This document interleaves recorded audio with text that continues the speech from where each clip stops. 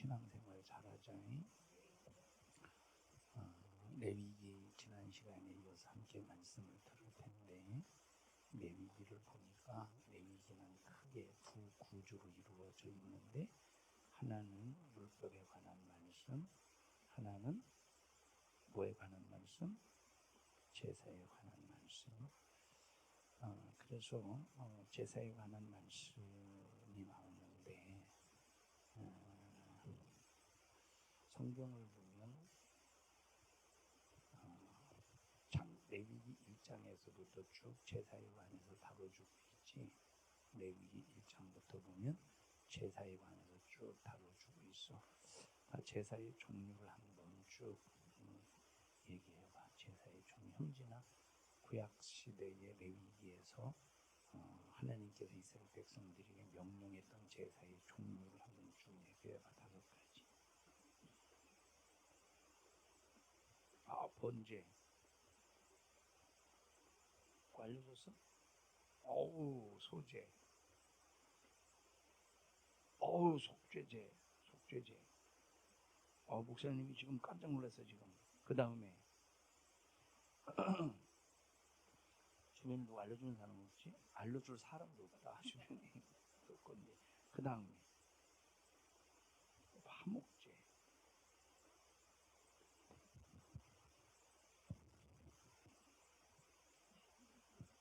맛있게 먹어. 이것은 이스라엘 백성들이 하나님 앞에 막힌 죄담을 헐 때, 그리고 하나님과 관계를 유지할 때 하나님 앞에 행했던 그런 제사의 종류야. 한번 읽어보자. 86페이지 첫 번째 단락 읽어보자.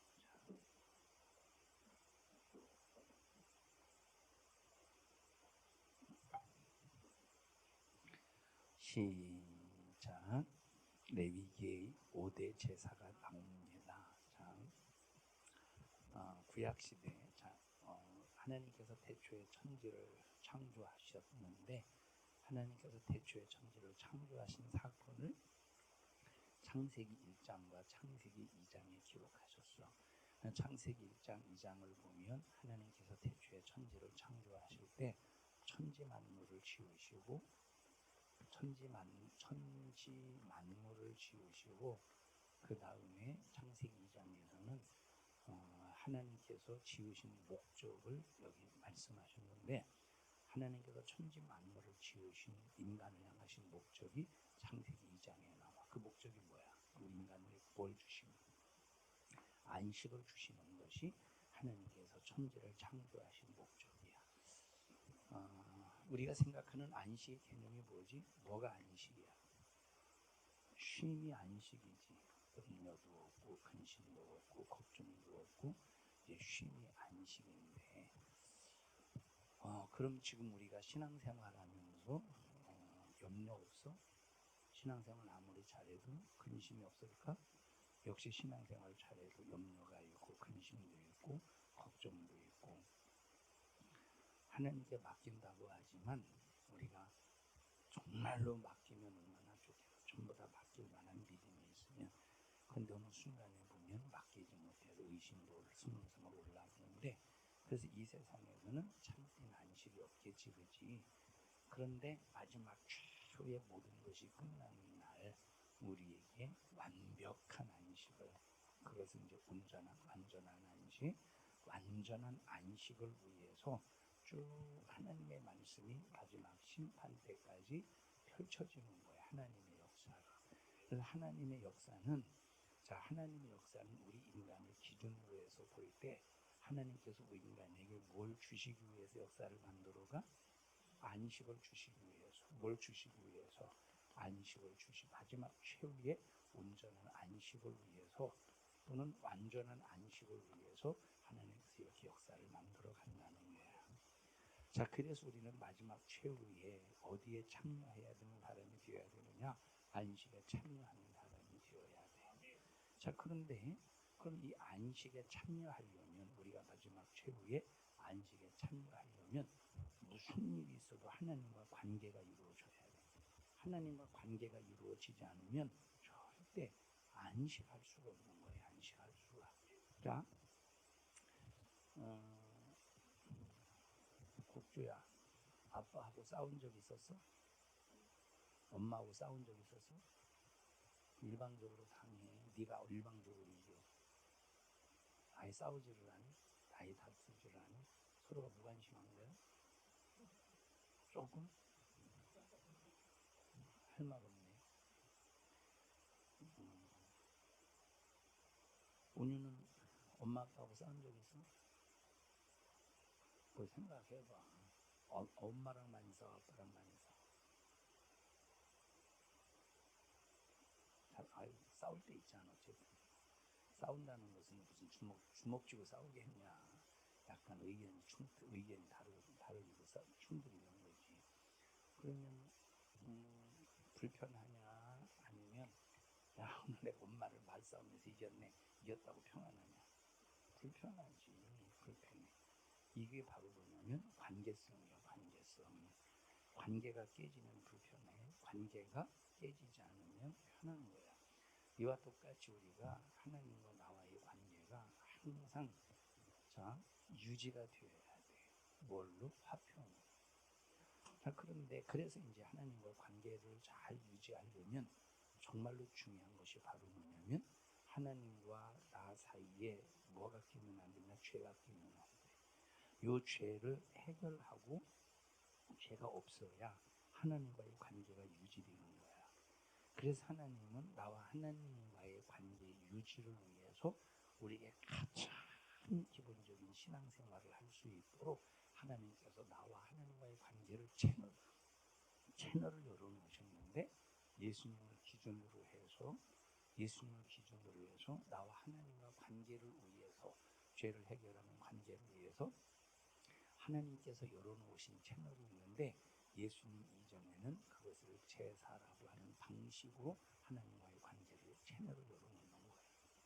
예수님 이후에는 예배라는 형식을 통해 예배를 통해서 하나님과의 관계의 예배라는 채널을 통해서 하나님과의 관계를 열어놓는 거예요. 자, 이해했어? 자, 그러면 제사와 예배의 차이가 뭐냐면 제사와 예배의 차이, 우리 인간이 죄를 범하자마자 예수님을 보내주셔서 우리의 죄를 짊어지고 죽으신 것이 아니라 예수님께서 우리 인간이 죄를 범하자마자 예수님부터 보내주신 것이 아니라 무엇부터 보내주셨느냐? 율법부터 보내주셔서 우리 인간이 죄로 말미암아 멸망하게 되었다는 사실을 계속 율법을 통해서 깨닫게 해주신, 율법을 통해서 너희들은 이런 죄 때문에 멸망하는 거야, 이런 죄 때문에 지옥 가는 거야, 이런 죄 때문에 저주받는 거야 하고 뭘 통해서 깨닫게 해주셔? 율법을 통해서 깨닫게 해주시. 율법을 통해. 자, 이 율법을 통해서 깨닫게 해 주신 다음에 인간들이 우리가 죄 때문에 죄의 삭은 사망으로 지옥 가는구나 하고 알고 느낄 때, 드디어 깨달았을 때 드디어 예수님을 보내주시는 거예요. 예수님을 보내주셔서 인간이 자기 죄를 깨닫고 예수님이 아니면, 메시아가 아니면 우리 죄를 해결해 줄 자가 없구나 하고 예수님을 간절히 기다릴 때 예수님 이 땅에 오셔서 인류의 죄를 짊어지고 십자가에 피 흘려 죽으시는 거예요. 자, 그런데 예수님이 땅에 오시기 전에는 죄인을 위해서 대신 죽어줄 자가 없었지. 예수님이 오셔야 우리 죄를 대신 죽어주는데, 그러면 이 구약 시대는 아직 예수님이 오시지 않아서 인간의 죄를 짊어지고 죽지 않았기 때문에 이 사람들은 죄를 사함 받을 수 있어 없어? 죄가 지워져 안 지워져? 안 지워진다 이 말이에요. 그래서 하나님께서 이스라엘 백성들에게 예수님이 오시기 전에 하나의 증거를, 너희들이 예수님이 앞으로 오셔서 너희들의 죄를 짊어지고 십자가에 피로 죽으실 것이다 라고 하는 것을 너희들이 믿음으로 제사를 드려라 이렇게 말씀하신 거야. 이해했어? 앞으로 오실 예수를 믿음으로 제사를 드려. 그 제사의 방식은 바로 무엇을 잡느냐면 흠이 없는 짐승을 잡는 거야. 뭐가 없는 짐승? 흠이 없는 짐승. 흠이 없다고 하는 것은 뭐 몸에 뭐 절뚝발이도 안 되고, 성경에 보니까 고환이 상이도 안 되고, 흠이 없는 짐승을 번제단이라는 곳으로 끌고 가서 죽여서 짐승에게 죄를 전가시켜서 죽여서 피 흘림으로 번제단에 불을 쏴질러서 모든 죄를 짐승에게 전가시키면서, 이 짐승은 내 죄를 담당해서 죽어가지만, 그렇다고 해서 짐승이 내 죄를 짊어지고 죽어간다고 해서 짐승이 내 죄를 해결할 수 있냐 없냐? 없다 이 말이에요. 그 이유는 짐승이 커, 내가 크다 이 말이에요. 예를 들어서 100만 원의 빚을 졌는데 50만 원을 갚아놓고 다 갚았어. 돼 안 돼? 안 되지. 100만 원보다 더 많은 돈을 갚아야 빚을 갚은 거지. 그러니까 인간의 값이 100이라고 하죠. 인간의 값이. 그럼 짐승의 값은 한 1이라고 해봐. 짐승의 값은 1이라고 해봐. 그러면 짐승이 아무리 많이 죽어도 인간의 죄는 해결할 수가 없어. 그런데 하나님께서는 짐승을 죽이면서 누구를 바라보라고? 예수를 바라보라. 아직 오시지는 않았지만 장차 그 예수가 오셔서 너희 죄를 대신 짊어지고 십자가에 피 흘려 죽어서 너희들의 죄를 해결할 거야. 이걸 믿는 믿음으로 짐승을 잡아서 피 흘리면, 그 피 흘림은 예수의 피 흘림이다. 이 피 흘림은 예수님의 피 흘림입니다. 라고 하는 너희들이 믿음의 고백을 가지고 제사를 드리면 하나님께서 그것을 예수 믿는 믿음으로 인정해 주시겠다는 거예요. 자, 그래서 이 제사는 어음과도 같은 거예요. 어음과도. 예를 들어보자. 이쪽은 구약시대야. 이쪽은 구약시대. 이제 하나님과 관계를 위해서 짐승을 잡는 제사의 시대야. 예수님이 오신 시점으로 해서 여기에는 예배의 시대야. 예수님을 믿는 믿음이 현재성이야. 예수님을 믿는 믿음이 현재성이라 이 말이요. 자, 이때는 어음과 같은 거예요. 자, 예를 들어서 내가 이 짐승을 잡으면서 내가 이렇게 내 죄를 위해서 내 죄를 짐승에게 전가시켜서 짐승의 죽음을 통해서 나의 죽음을 용서해 주세요. 그런데 이것은 현재성이야. 앞으로 이건 미래에 일어날 구원이야. 미래에 일어날 구원. 어음과도 같은 것이라 이 말. 그러면 이런 제사를 통해서 이런 제사를 드리나 이리 와봐. 자, 얘가 구약시대 제사를 드렸다고 해보자. 그럼 구약시대 제사를 드려서 내 죄를 용서해 주세요. 장차 예수님께서 오셔서 십자가에 피 흘려 죽으심으로 내 죄를 해결하실 것을 믿습니다. 라고 제사를 드렸다고 해보자. 그러면 하나님께서 이것을 보시고 뭘 주느냐면 어음을 주시는 거거든요. 제사를 드림 우리는 뭘 받았어? 어음을. 진짜 어음을 줬다는 소리가 아니라 이해하기 쉽게 어음이라는 표현을 쓴 거야. 근데 이 어음은 현찰이냐 그냥 어음이냐? 그건 어음은 현찰이 아니야. 이 어음을 가지고 여기 저 롯데마트 가서 이 어음을 가지고 가서 물건 하면 팔냐? 너 살 수 있어? 못 산다 이 말이요. 어음이야. 그런데 예수님께서 딱 오셨어. 예수님께서 딱 오시는 순간에 이 어음을 받고, 이 어음이 뭐야? 믿음으로 드린 제사야. 예수님께서 어음을 받고, 네가 과거에 네가 믿음으로 제사를 드렸구나 하고 예수님의 피를 주는 거야. 예수님의 피를 적용시키는 거야. 예수님의 피는 우리의 죄를 해결하신 능력이지. 그럼 예수의 피를 딱 그러면 예수의 피는 현찰이야. 예수의 피는 현찰이야. 그러니까 예수님이 땅에 오시기 전에 2000년 전에 짐승을 잡았어도 예수님이 오시는 순간 그 어음은 뭐가 되는 거예요? 현찰이 되는 거예요. 이해했어? 그 순간에 구원의 역사가 이루어진다 이 말이에요. 장비 이해했어? 자, 여기는 지금 예수님 이후의 시간이야. 이때는 짐승을 잡는 것이 아니라 이미 예수님께서 십자가에 피 흘려 죽으셔서 제물로 십자가에 피 흘려 죽으셨기 때문에 믿는 순간, 회개하는 순간 죄 사함을 받는 거예요. 현재성 가지고. 이 예수님을 믿는 순간, 회개하는 순간 죄사함을 받는 거예요. 그냥 계속 현재성 속에서 회개가 현찰이다 이 말이요. 오늘 적용받는 거예요.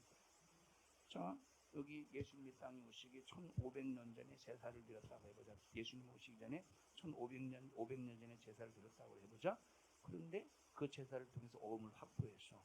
그러면 그 지금은 어음이지만 나중에 언제가 되어야 이것이 현찰이 돼? 아니 그때가 언제야? 네, 목사님 1500년 전이라고 그랬어. 1500년이 흘러야 이것이 현찰이 되는 거야. 1000년 전에 제사를 드린 사람은 현찰이 되려면 몇 년이 남았어? 예수의 피가 적용되려면 1000년이 남은 거지.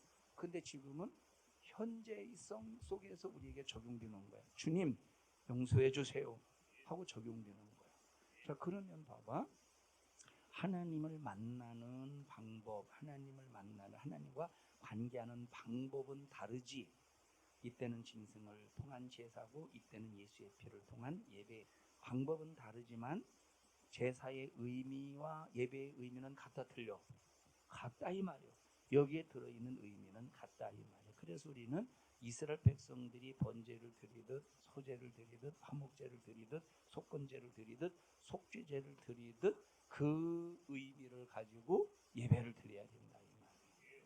자, 그래서 우리가 번제가 무엇인지 소제가 무엇인지 화목제가 무엇인지 속건제 속죄제가 무엇인지 우리가 한번 이해해보자. 번제 읽어보자. 자, 시작. 번제는 태운다, 굽는다는 의미로서 번제입니다. 우리가 우리 죄로 죽어야 되지만 양이 대신 죽어서 태워지는 것인데 이것은 내 몸을 완전히 불살라 내 자신을 드리는 의미입니다. 온갖 죄투성이인 자기를 부정하고 자기를 부인하는 겁니다. 이게 번제야. 자, 번제라고 하는 것은 첫째, 하나님 앞에 범한 죄 때문에 제사를 드리는 경우가 있고, 자, 첫째 언제 번제를 드리는 경우가 있어? 하나님 앞에 범한 죄 때문에 번제를 드리는 경우가 있고, 두 번째는 죄와 상관없이 드리는 상번제가 있어. 상번제, 번제, 상 무슨 상이냐면 항상 상자야. 항상 드리는 번제. 그래서 상번제는 아침과 저녁으로 드리는 제사에 항상 돼요. 자, 그러면 여기서 상번제로 드리는 제사의 의미는 바로 뭐냐면 아침과 저녁 매일 제사를 드리면서, 자, 이들은 제사를 드리면서 지금은 이제 짐승이 죽어서 내 죄를 짊어지고 죽어가지만, 그러나 짐승은 내 죄를 짊어질 수가 없습니다. 짐승이기 때문에. 그런데 이 짐승의 죽음은 앞으로 장차 오셔서 내 죄를 짊어지고 죽으실 예수의 죽음임을 고백합니다. 짐승의 죽음은 앞으로 예수가 오셔서 죽으실 그 죽음을 내가 믿음으로 고백하는 제사입니다.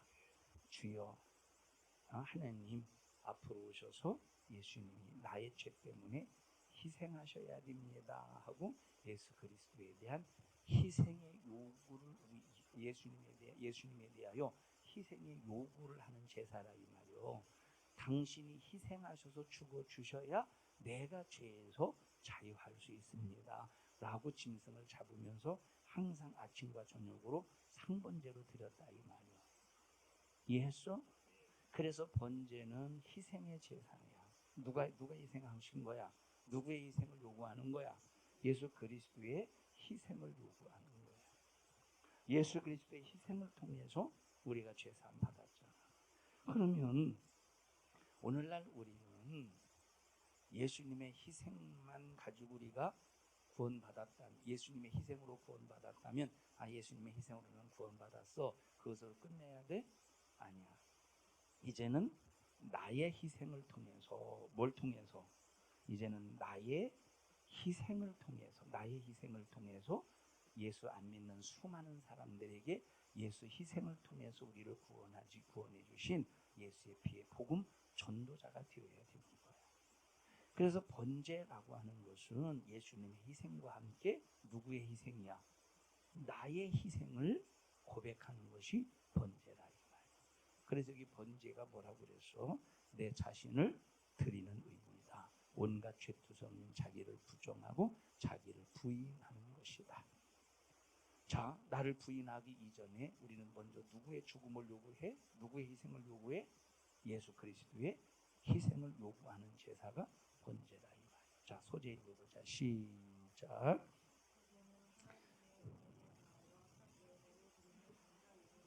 하나님께 예물을 드리는데 고기가 아닌 고운 밀가루를 드립니다. 밀의 가치는 두 가지인데 밀이 가루가 되고 하나는 밀이 가루가 되고 빵이 되어 양식이 될 때 가치가 있는 것이고 하나는 씨가 땅에 떨어져 죽어서 100배, 60배, 30배의 열매를 맺을 때 가치가 있는 겁니다.